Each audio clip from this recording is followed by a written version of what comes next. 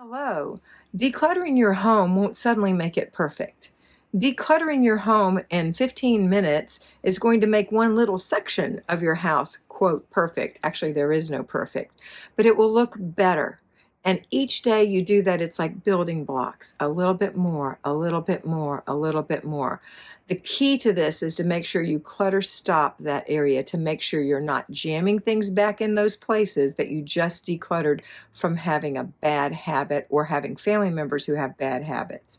So start decluttering 15 minutes a day, throw away, put away, give away, and then look forward to the next day when you can declutter one more block. And before you know it, it'll be a whole wall of blocks, a whole corner of blocks, a whole room of blocks of cleanliness, of decluttering, and you will have a decluttered room and then a decluttered house. Make it a great day.